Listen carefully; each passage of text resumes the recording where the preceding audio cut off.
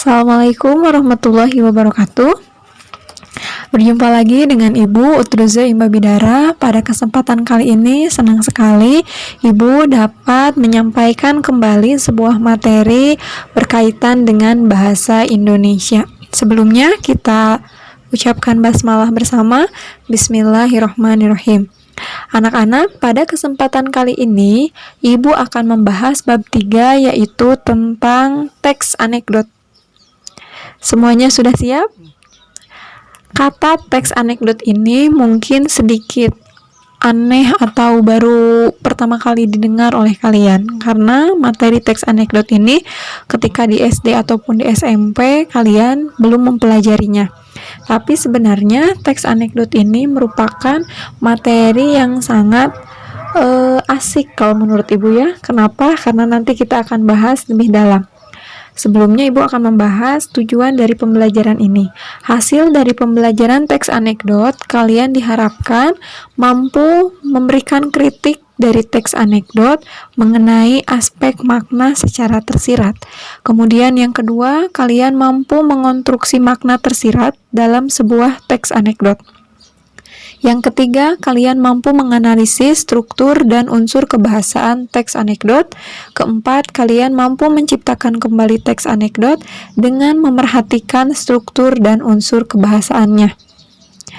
Baik, sekarang kita akan membahas tentang teks anekdot secara lebih mendalam. Lihat yang ada di dalam video ini. Apa yang ada di benak kalian ketika melihat foto ini? Lucu, menghibur, menggemaskan, bukan? Benar. Lalu apa kaitannya dengan teks anekdot? Kita bahas terlebih dahulu pengertian teks anekdot. Ada yang tahu apa itu teks anekdot? Teks anekdot adalah sebuah cerita pendek yang berisi sindiran terhadap sesuatu atau seseorang yang dilengkapi dengan humor.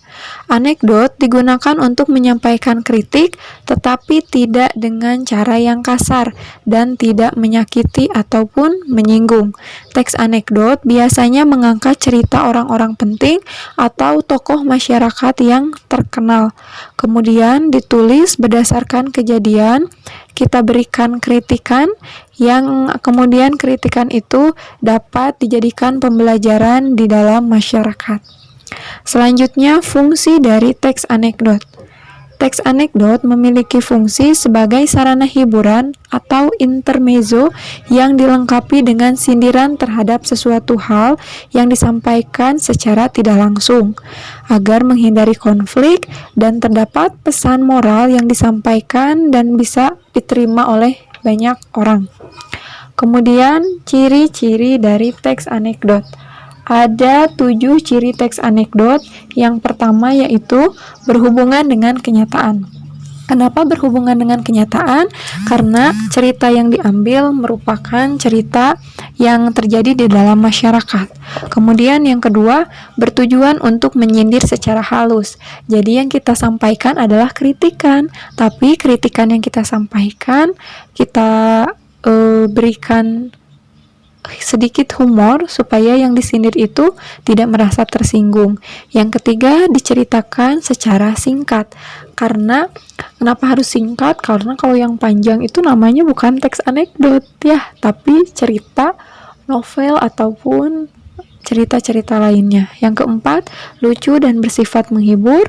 Kelima, mengenai tokoh penting dan terkenal.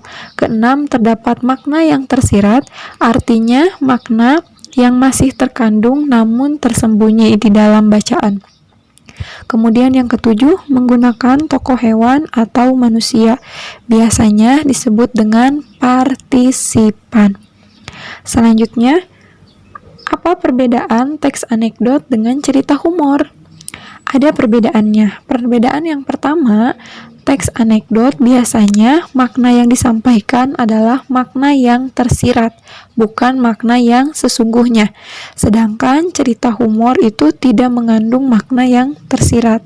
Yang kedua, di dalam teks anekdot mengandung sindiran terhadap seseorang atau kelompok masyarakat tertentu. Sedangkan di dalam cerita humor biasanya hanya merupakan hiburan semata, tidak mengandung sindiran ataupun tidak memberikan pembelajaran.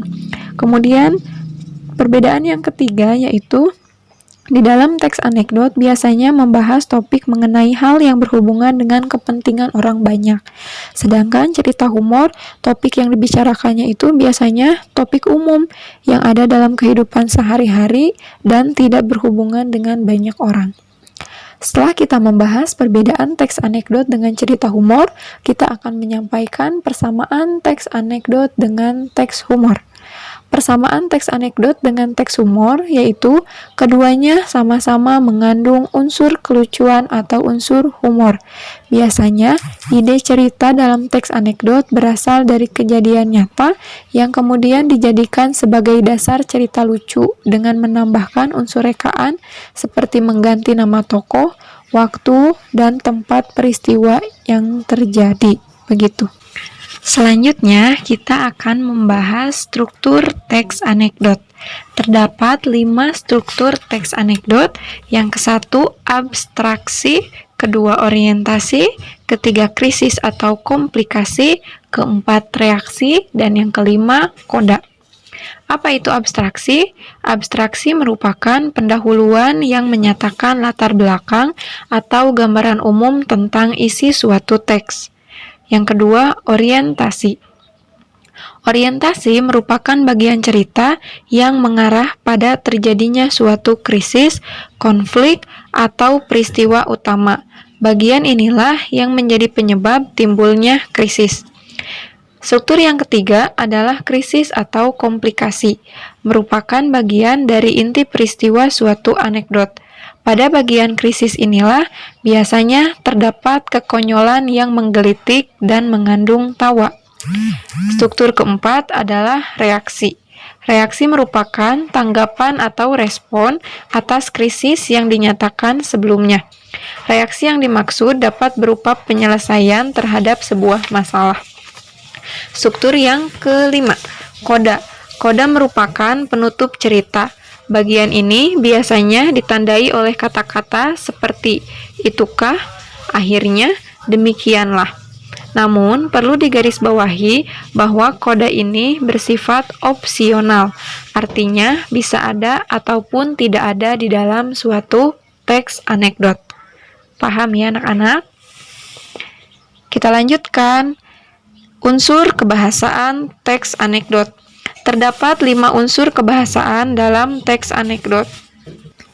Yang pertama adalah kata kias atau konotasi. Kata kias atau konotasi adalah kata yang tidak memiliki makna sebenarnya. Kata kias dapat berupa ungkapan ataupun peribahasa. Contohnya, ya kalau dia berdiri, takut kursinya diduduki orang lain. Kata takut kursinya diduduki orang lain bermakna bukan makna sesungguhnya. Artinya, maknanya itu adalah takut kehilangan jabatan atau kedudukan. Kemudian yang kedua adalah menggunakan kalimat sindiran. Kalimat sindiran yang ada di dalam teks anekdot diungkapkan dengan pengandaian, perbandingan, dan lawan kata atau antonim. Contohnya, peristiwa yang terjadi di Indonesia diandaikan jika terjadi di negeri orang. Itu merupakan sindiran pengandaian. Beda ya, Indonesia dengan Singapura. Coba kita tinggal di Singapura. Itu merupakan contoh sindiran pengandaian. Yang kedua, badannya semakin lama semakin kurus seperti es lilin. Itu menggunakan kalimat sindiran perbandingan. Yang ketiga, contoh antonim. Orang pintar dikatakan bodoh dan orang bodoh dikatakan pintar. Kita tidak boleh seperti keledai yang hanya membuka-buka kertas tanpa mengetahui apa maknanya. Itu merupakan contoh antonim. Yang ketiga, pernyataan retoris. Pernyataan retoris adalah pernyataan yang tidak memerlukan jawaban. Contohnya, apakah benar, teriak jaksa, bahwa Anda telah menerima $5.000 untuk berkompromi dalam kasus ini? Itu merupakan contoh pertanyaan retoris.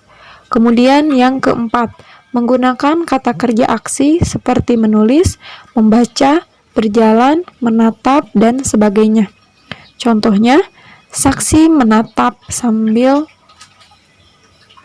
berjalan ke arah jaksa, begitu. Kemudian yang kelima, menggunakan konjungsi. Apa itu konjungsi? Konjungsi adalah kata hubung. Kata hubung yang digunakan dalam teks anekdot merupakan kata hubung yang menunjukkan waktu. Disebut juga dengan konjungsi temporal. Contohnya, setelah, lalu, kemudian.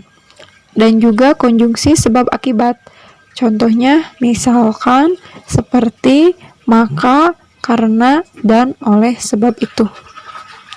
Yang terakhir, kita akan membahas pola penyajian teks anekdot. Pola penyajian teks anekdot biasanya tersajikan di dalam dua bentuk. Yang pertama yaitu dialog, yang kedua berbentuk narasi.